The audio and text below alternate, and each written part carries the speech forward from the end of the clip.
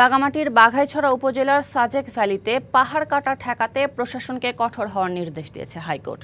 বন্ধ করে দেয়া হয়েছে পাহাড় কেটে মেঘপল্লী রিসোর্টের সুইমিং পুল নির্মাণ কাজ।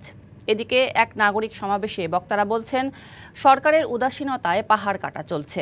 বন পাহাড় রক্ষা করতে গিয়ে অনিরাপদ হয়ে পড়ছেন কর্মকর্তারা।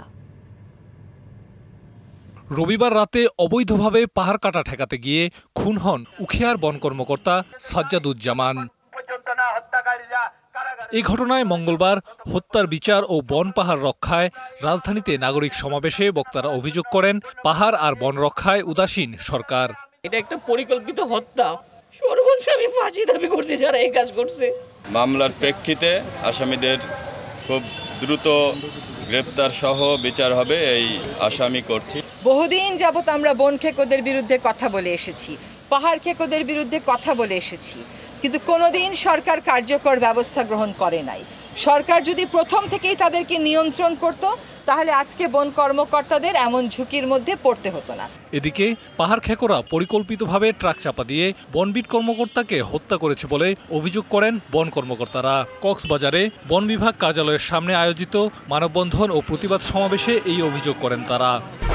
1, 2, 3 ঢাকায় জমি জিতে নিন 100% ক্যাশব্যাক সহ 20 কোটি টাকার পুরস্কার। এটা একটা পরিকল্পিত হত্যাকাণ্ড। আমি হত্যাকাণ্ডের সুষ্ঠু বিচার দাবি করছি। বন রক্ষা করতে হলে বন বিভাগকে সুসজ্জিত করতে হবে। এভাবে আমরা আর অন্য সজলকে হারাইতে চাই না।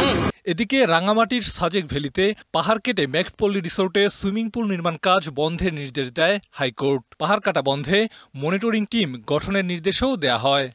4 সপ্তাহ রুল জারি করেছেন যে পাহাড় কাটা বন্ধে প্রশাসনের নিষ্ক্রিয়তা কেন বেআইনি ঘোষণা করা হবে না, এবং পাহাড় সংরক্ষণের জন্য কেন নির্দেশ দেওয়া হবে না, এবং পাহাড় যেটা ক্ষতি করা হয়েছে সেটি পুনরায় আবার সেই অবস্থায় ফিরিয়ে আনার জন্য কেন নির্দেশ দেওয়া হবে না। পাহাড় কাটা ঠেকাতে প্রশাসনের অবহেলা আছে কিনা তা তদন্ত করে প্রতিবেদন জমা দিতে পরিবেশ মন্ত্রণালয়কে নির্দেশ দিয়েছে high court. Nabil Jahangir, DBC news, Dhaka. 1, 2, 3 ঢাকায় জমি জিতে নিন 100% ক্যাশব্যাক সহ 20 কোটি টাকার পুরস্কার।